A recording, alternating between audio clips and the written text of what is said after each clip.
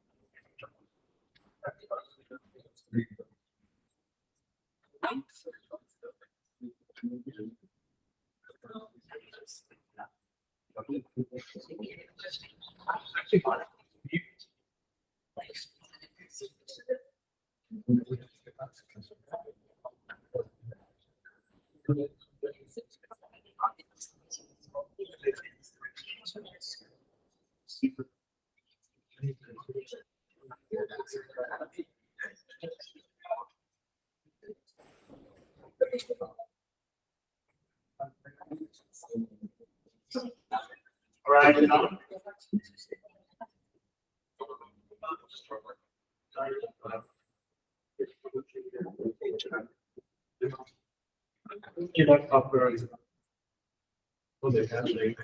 Yeah, just remind me. Today is so long, but sure.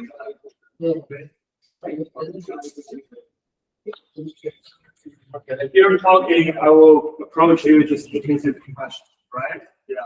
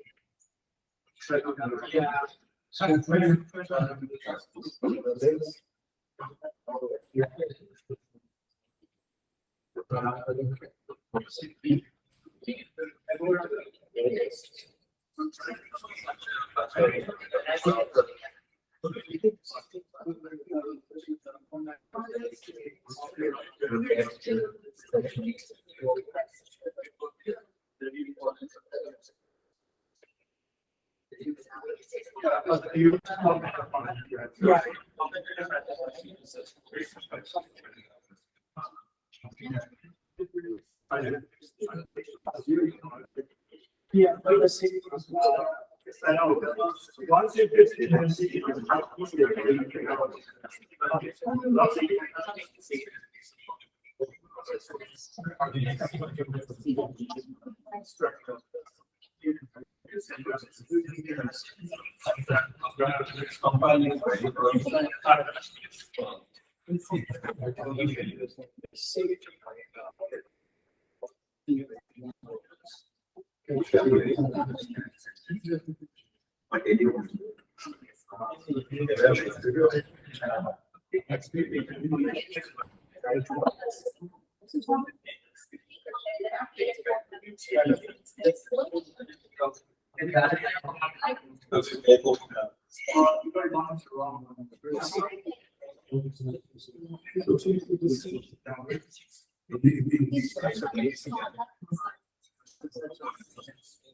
Also, once you have confidence in over, you have to make sure it's not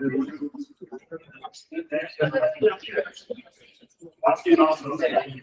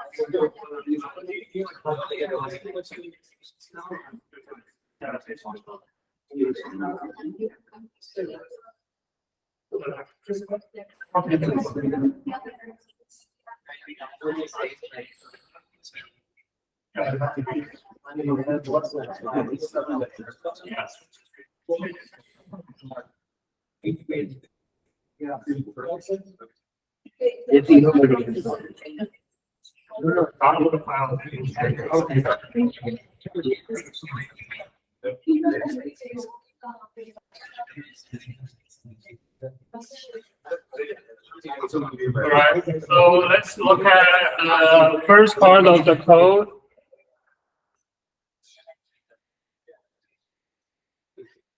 All right, so again, you can have different approach. You can compare if it's a greater than a smaller than 0 plus z to determine if it's better or not. In my example, I only consider as long as you're not separating the world, all right?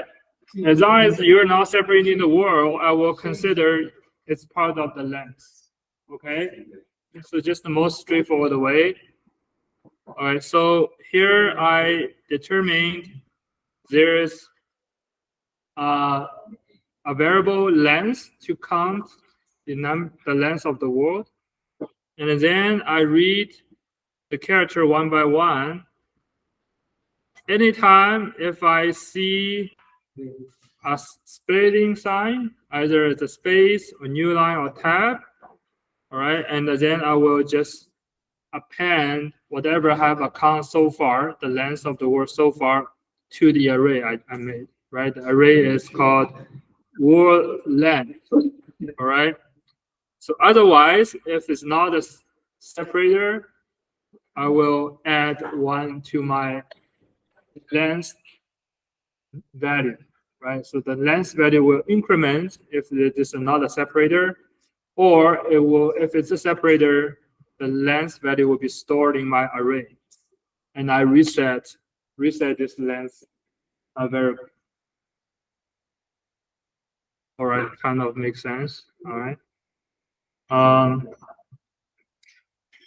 Yeah, I was next time I will try to save my example file is the C file, so maybe make it easier to start from there, because I see a few of you try just even to run the existing example might take a while, right? Yeah. So next time I will save it to the C file instead.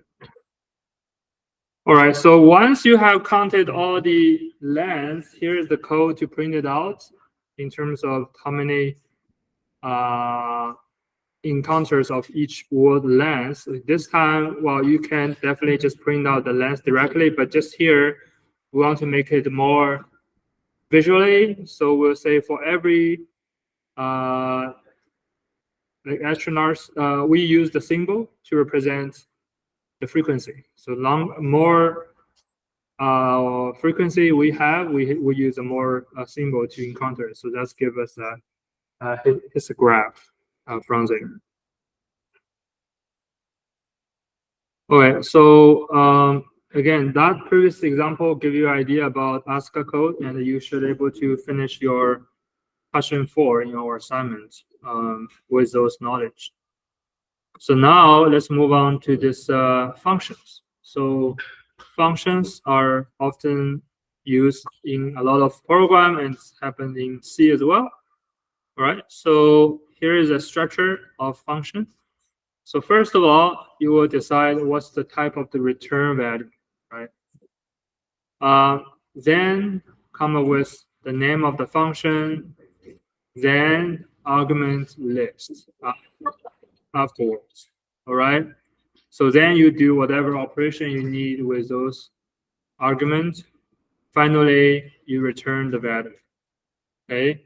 Yeah, it could be you just return nothing. So in that case, inside the return type, you use void, but otherwise you just use whatever other type you will need to use. All right. Here you notice that you can only return up to one value, right? So what if you want to return more than one value? How could you do that? Any thoughts?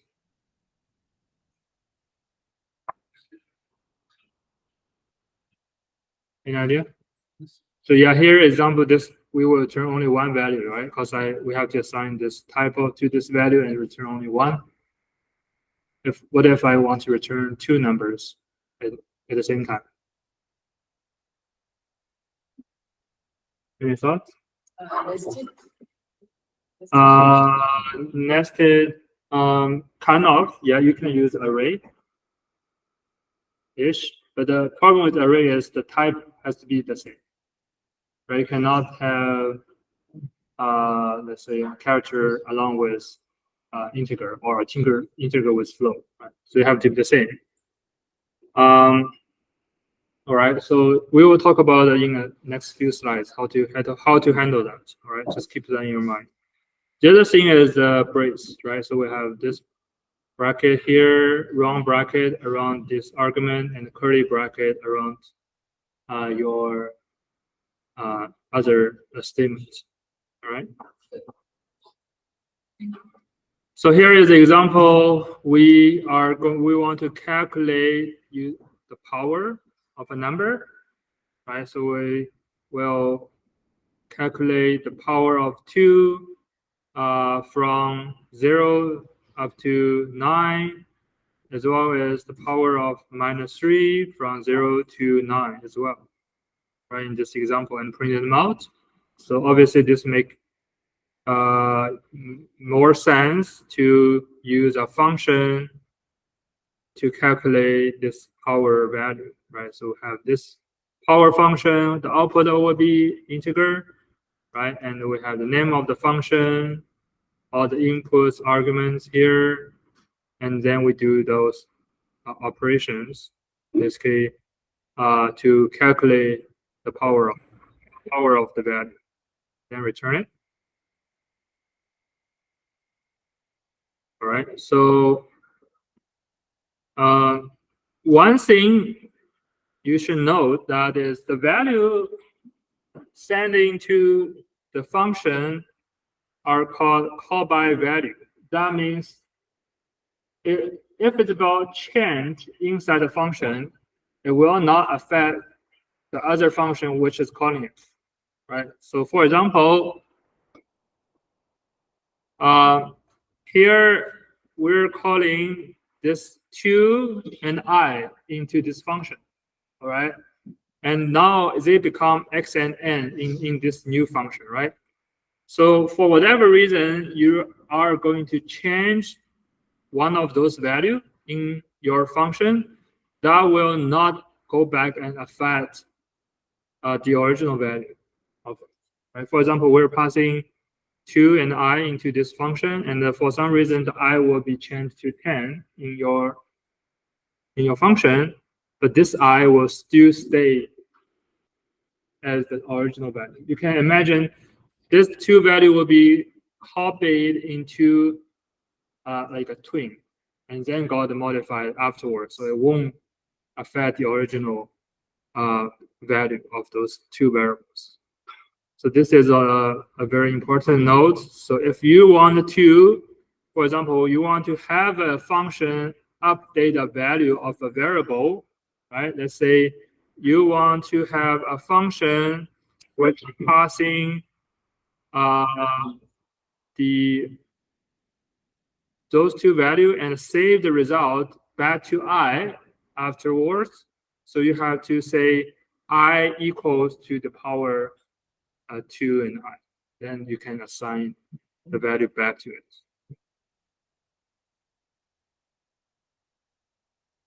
All right, so those are explanation here. Yeah. Actually, that's the same for Java as well. So if you notice that, so the same story, a very similar structure as well. You will define the type of the return, name of the function, then within the round bracket, you will have the arguments and curly bracket. Yeah, so it's very similar. All right, so now we're going to look at how to use array with the function. All right, so as I mentioned earlier,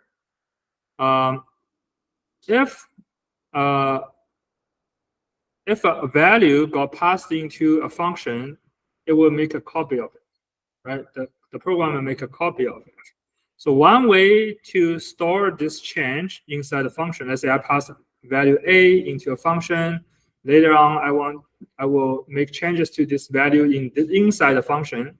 Now I want to keep this change outside the function. So one way I can assign this value back to the function. A equals to power bracket AI, right? Then I save the value back to A. This is the one way. The other way is using array, right?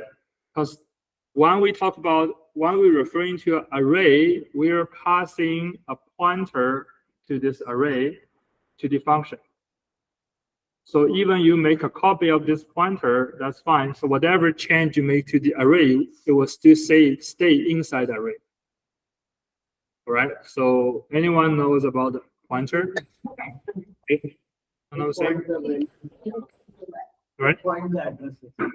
The point. Yeah. In array, we assign values to addresses.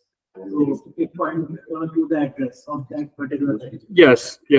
All right. So let me give you another example. Just give me a second. Let me open my camera so people online can see as well.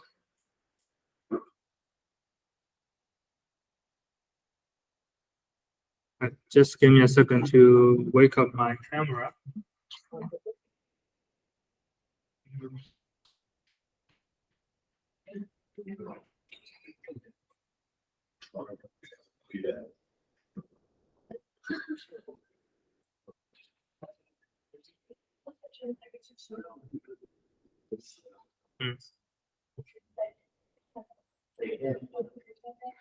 Sorry, I cannot make my camera work, but I will just run it here, all right? So imagine this is your memory. Inside the memory. No, I don't think this will work. I will try it on Excel instead. Yeah.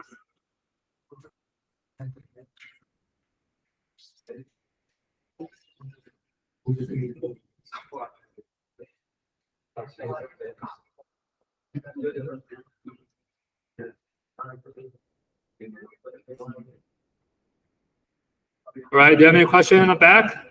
Excuse me? Do you have any question? No? All good? All right.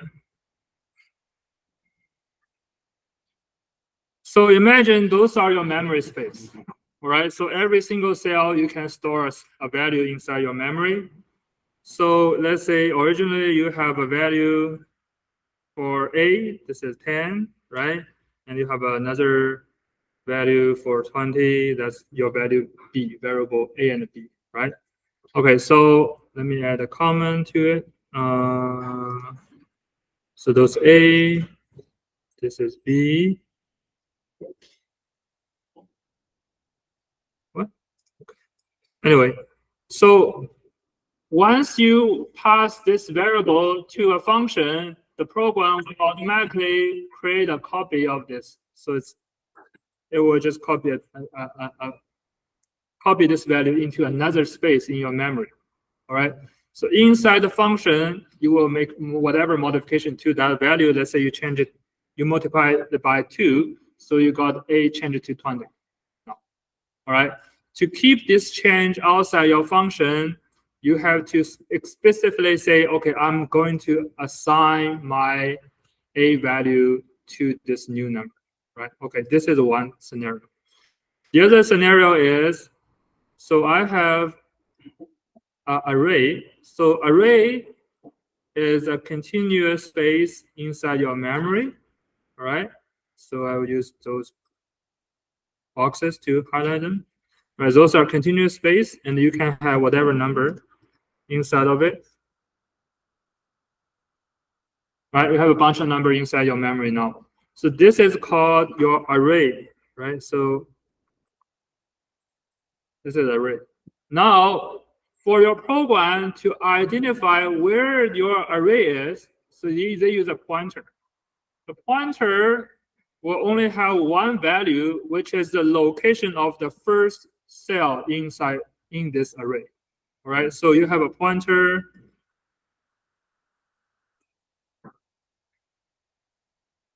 Oops. You have pointer 1, right? That's store the address of this guy. So which is the C4, right? Well, this is address of Excel. It's not necessarily the address of your memory, but you can imagine a similar story. Right? So the pointer 1 will have the address of C4. Now, when you passing an array to a function, the the function will make a copy of this pointer. So it's a copy of this pointer. The pointer itself also have the same address, right? So now if you're going to make change to anything inside this array, you're still modifying the same copy of this array. So every change will be saved automatically. You don't have to pass them back.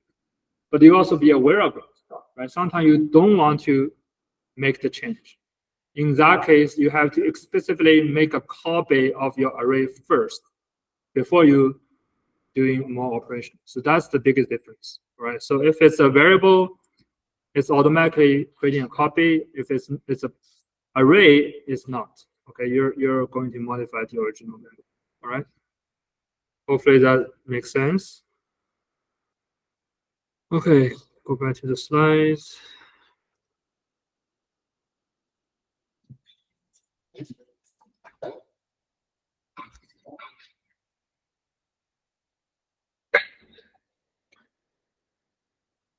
So let's say this example. We're going to modify an existing array. Existing array has number 1 to 5. All right.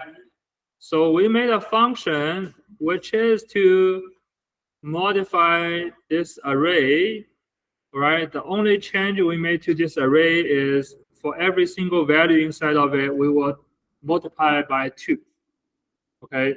In this example, you can see we simply passing the array and the size of the array into this function, and the function return nothing, void.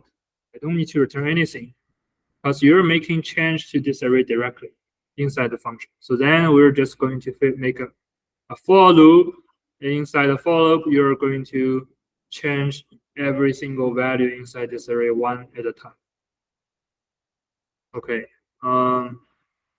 Yeah, the rest of thing is just to print it out or initialize this array. By the way, anyone can tell me what is this? What is this line? It's a line that tells the C compiler that first they should do this, and then they can go to the main to get the value. Yeah, sorry, I cannot hear you very clearly, but I kind of hear you talk about the compiler. Yes, so basically you're telling compiler, I'm going to make a new function like this. I won't give you the detail yet, right? But I will let you know this is what I'm going to do.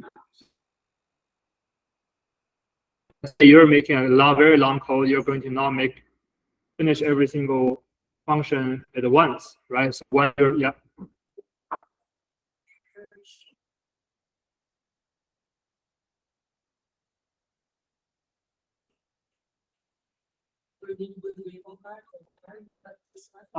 Yeah, it might be because the compiler will say, oh, who is this guy? Right? So when the compiler running to, depends on what kind of compiler you're using. It might say, because it's compiling from the top to the end, right? So it might say, oh, okay, I see this person is never been named anywhere. All right, so it might give you some error. You can try it. You can try on your side. Different compiler will have different behavior, but the old-fashioned compiler will give you an error because it's trying to read from the beginning to the end. Everything you see, you have to declare it first, right? So if you have a name of ARR, so I have to tell compiler this is an integer, right? And it's also an array or something like that. Here, I talk about something. If I don't have this line here, it will get confused. Like, what is that? The other workaround is you can define your function first, right? You can move this function above your main. You can solve the problem, but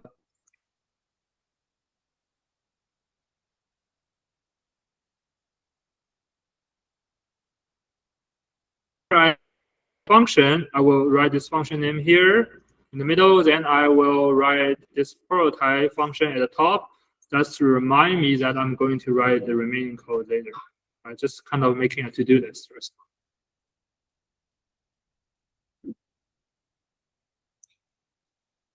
Okay, so yeah, we will talk about pointer in the future, but this is the first time I'm trying to explain that to you. Okay, so we had that example earlier. The example is to modify the array by multiplied by 2. Okay, now we want to make a code that is to change the case, right? So we will convert uppercase to lowercase, right? If it's already uppercase, you don't change it. If it's or if it's already lowercase, you don't change it. If it's uppercase, you change it to a lowercase, right? So you need to make a function which is called lowercase, using this function to modify your character from uppercase to lowercase. All right. So you can start from the code from page 22 and then do this exercise.